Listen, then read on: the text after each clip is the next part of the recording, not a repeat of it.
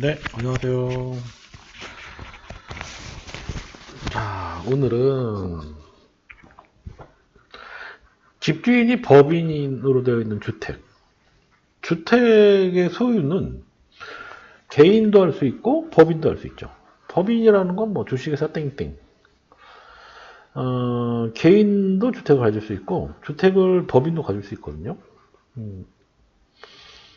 법이 그렇게 허용하고 있으니까요. 그런데 이제 등기상 증명서라는 걸 이렇게 전부 증명서라는 걸 띄워보면 소유자 갑구 부분에 보면 그 소유자가 법인으로 되어 있는 경우가 좀 있어요. 물론 부동산 신탁 뭐 땡땡 뭐 주식회사 뭐 이렇게 되어 있는 거 말고 뭐 진짜로 그야말로 법인 법인이 주인이다. 이 법인으로 되어 있을 때 임대차 계약을 해야 될까요? 만약에 계약을 체결하게 되면 어떤 걸 주의를 해야 될까요? 법인 물건은 위험하니까 계약하면 안 된다. 이런 거는 없어요. 그러면 법인 물건이 왜 위험한지. 여기 지금 법인 임대인이라고 제가 해놨는데, 개인이 아닙니다. 여기는 이제 그야말로 법인 임대인이에요. 그 다음에 임차인, 착하게 생긴 임차인이 있네요. 오피스텔에 대해서 이제 계약을 진행을 하려고 하는 거예요, 지금 상황이. 그때 이 지금 임차인이 뭐를 확인해야 되나. 이거를 부동산에서 이거 알려주고 이거 알려주니까 이거 보고 그렇게 하면 된다. 이렇게 하면 안 돼요. 어느 정도 알고 있어야 돼요. 법인 물건이 왜 위험한지도 알고 있어야 되고 심지어 대출이 하나도 없어요. 그러면 깨끗한 거죠. 그러면 안 위험할까요? 그렇지 않습니다. 그렇지 않다는 거를 제가 오늘 보여드리려고 하는 거예요. 자, 일단 내용에 있는 것만 지금 이제 나와 있는 거를 좀 잠깐 설명드리고 그리고 법인 물건이 왜 위험한지도 설명을 좀 드릴게요. 이런 겁니다. 이제 계약을 하잖아요. 법인하고 개인이 계약을 하게 되면 임대차 계약을 하게 되면 일단 임대차 계약을 하게 되면은 확정일자 취득일 기준으로 해서 법인이 미납한 국세나 지방세가 있는지를 확인해야 됩니다. 지금은 주택임대차를 하는 경우에 그 임대인의 국세나 지방세 완납 확인을 제시해야 될 의무가 있어요. 그렇기 때문에 이걸 확인해야 됩니다. 자, 미납된 국세나 지방세 법정 기일이 세입자의 확정일자 효력보다 앞설 경우에 경공매 시 임차인 보증금은 국세나 지방세보다도 후순위가 돼서 보증금 회수가 어려울 수가 있거든요. 그러니까 세입자의 보증금보다 우선하는 게 국세예요, 국세. 국세나 지방세예요. 세금이 더 먼저 우선한다, 이거. 그러니까 법인에 체납한 세금이 앞에 있으면 보증금을 못 받을 수 있다. 그렇죠? 예, 그런 거예요. 자, 그런 얘기인 거고. 그래서 이거를 법인 쪽에 요청을 해서 완납 확인서를 뭐 수령하라 이렇게 되는데 완납 확인서를 수령하는 게 아니라 법에는 어떻게 되냐면은 이제 임대차 계약을 할 때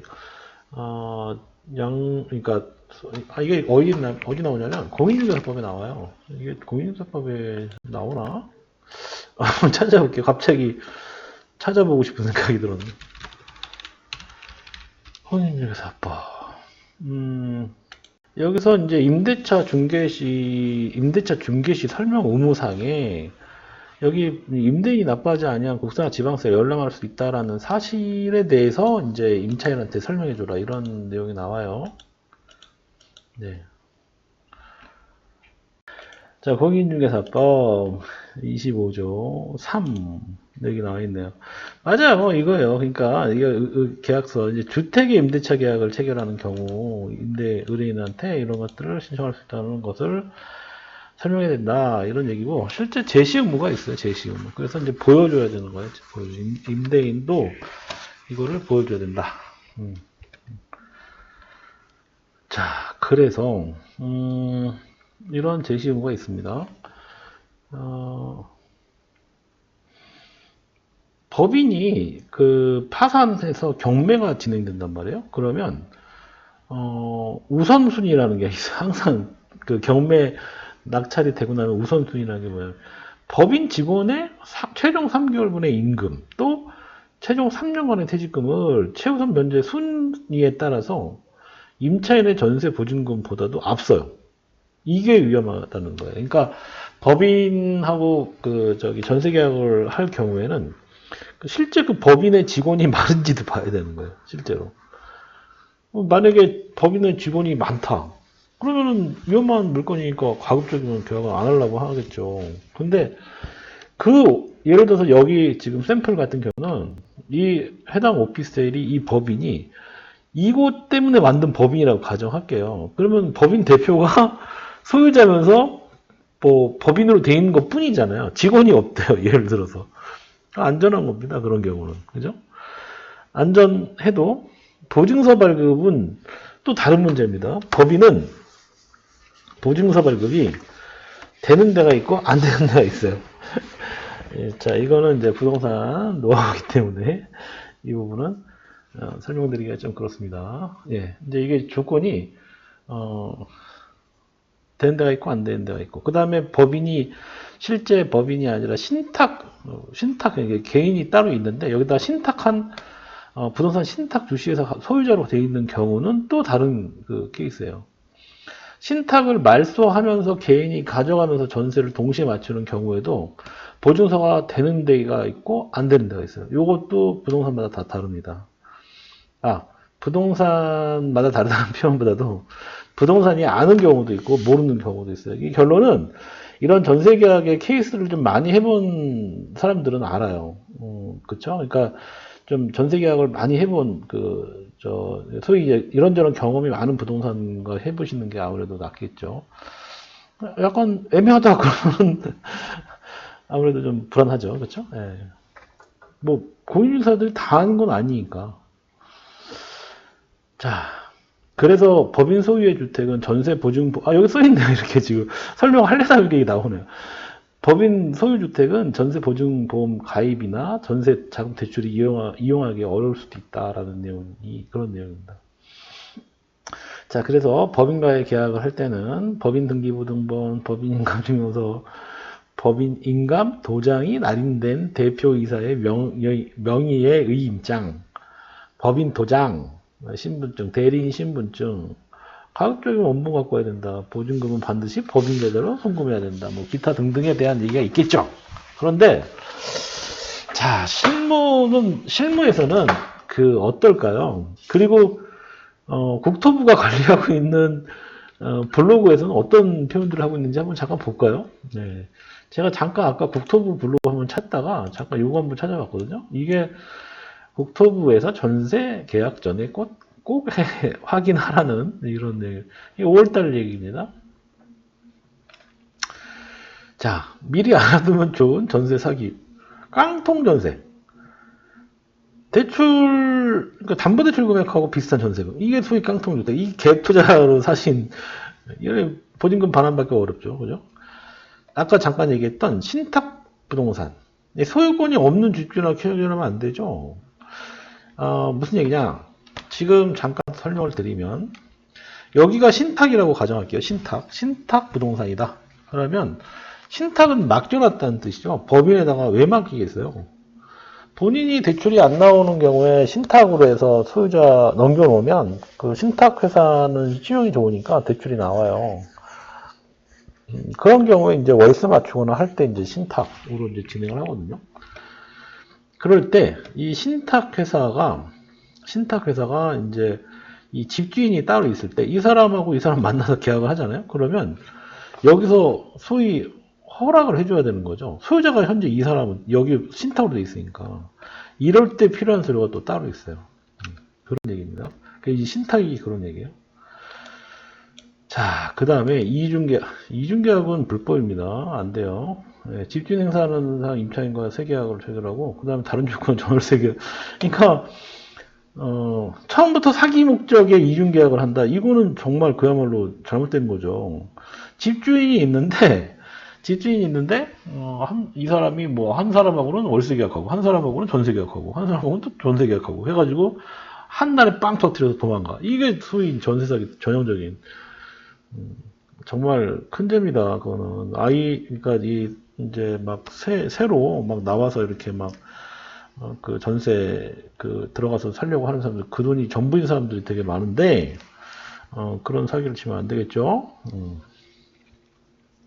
중복계약, 동일 매물 2인 이상 세입자, 방금 설명 그런 거죠. 자, 그래서 뭘 확인을 미리 확인, 예. 안심 전세 앱을 활용해서, 이거는 좀 약합니다.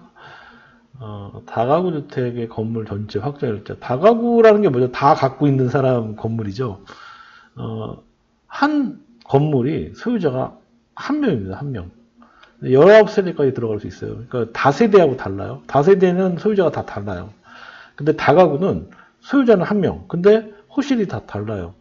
그렇죠. 이런 거에 대해서 확정일자, 건물 전체에서 확정일자가 받아. 이런 건데, 제 생각에는 다가구는 조금 정말 조심히 들어가야 되는 것 같아요. 제 생각에는 그럴 수 있습니다. 왜냐면 공시가 굉장히 약하잖아요. 소위 얘기해서 공시가 좀 이게 딱 명확하게, 이게 건물이 전체적으로 뭐 30억짜리, 30억인데 뭐 소위 전세가 뭐 한 10개 있대요. 그러면 뭐 1억짜리가 10개다. 그러면은 뭐 10억 정도 되잖아요. 좀 안전하다 이렇게 볼 수 있는데, 이게 공시가 없다 보니까 조금 불편하죠. 왜냐면 건물은 그 개별 주택 가격이라는 게 따로 있거든요. 그 금액이 그렇게 높지가 않아요. 그 매매랑 실제 매매 금액이랑 국토부에서 보는 그 소위 공시 개별 주택 가격의 금액은 다른 거거든요. 자, 악성명 볼 수 있다. 예, 손해배상 이거 설명 의무화. 네, 설명을 잘해야 된다 뭐 그런 얘기고. 이게 올라와 있는 내용이 뭘 확인, 결론은 뭘 확인해서 예방하자는 건지 잘 모르겠네.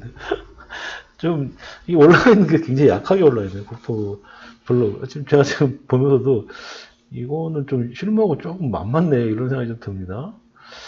자, 그래서, 법인 같은 경우는, 여기 지금 제일 중요한 걸 빠뜨렸어요. 뭐냐면, 제일 중요한 게 권리관계입니다. 권리관계.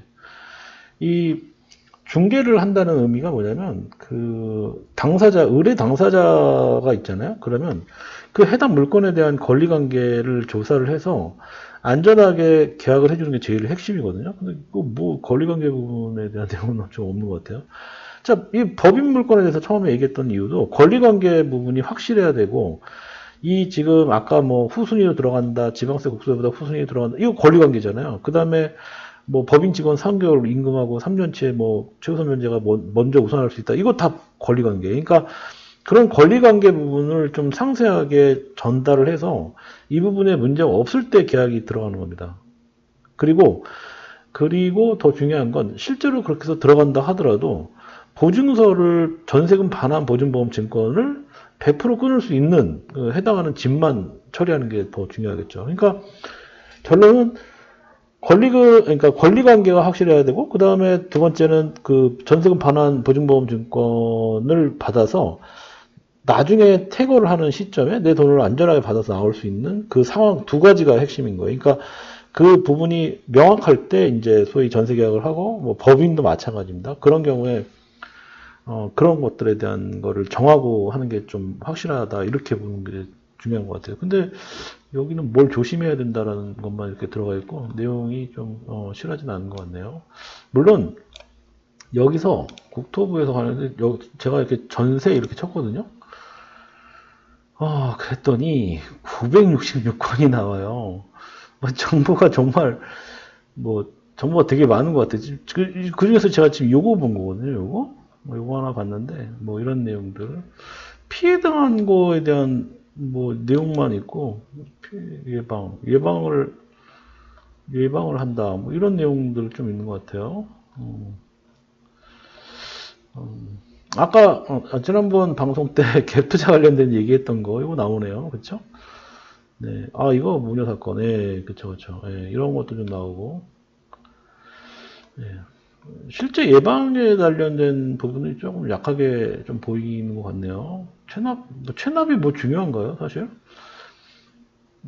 체납 사실을 꼭 확인을 해야 된다, 뭐 이런 거 나오는데, 제시 의무도 있고 하는데, 이게 뭐 꼭 진짜 중요한 것 같지는 않고, 실제 권리관계가 제가 보기엔 더 중요하다고 보거든요. 예, 이렇게 시세 확인 같은 거 하는 거, 이런 것들이, 여기 지금 나오잖아요. 테크, 부동산 테크, 이런 쪽에서 그 시세 정보를 보고, 현재 계약하고 있는 전세보증금의 금액이 이게 정말 적정한 금액이냐, 너무 높은 거냐, 낮은 거냐, 이거를 정한 다음에 계약을 하는 게, 여기 임금 부동산에 방문해서 이제 해라, 이렇게 돼 있네요. 그쵸? 네, 부채, 전세는 기본적으로 이 등기상 정부증명서상에, 근저당권이 있으면 불안정한 거예요, 일단은. 그런 물건들이 물론 있죠. 잘 사는 동네는 그런 게 있어요. 뭐냐면 예를 들어서 일반 오피스텔이 뭐 한 10억 가요. 근데 대출이 한 뭐 5억 있대요. 전세가 1억. 이런 건 있을 수 있죠. 근데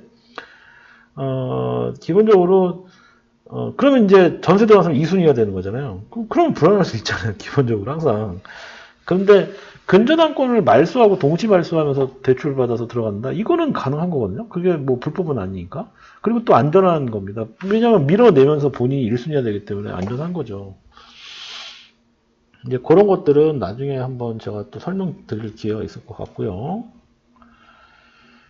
예, 유의사항. 여기는 좀 잘 해놨네요, 보니까. 온라인 신고해라, 반환보증보험 증권 받아라. 여기 보증 관련 회사가 세 개잖아요, 공사. 주택금융공사, 서울보증보증. 이 세 군데밖에 없어요. 지금 보증서 나오는 데가. 전입신고, 확정일자 받고, 이런 것들에 대한 내용들 들어가 있네요. 예, 여기도 권리관계 부분은 내용이 없군요. 여기 권리관계 부분 여기 있네요. 예. 등기부 등본을 해서 확인해라, 이런 얘기네요. 그쵸? 예. 자, 오늘은 법인이 집주인인 경우에 어떻게 계약을 체결하냐. 저는, 이렇게 합니다.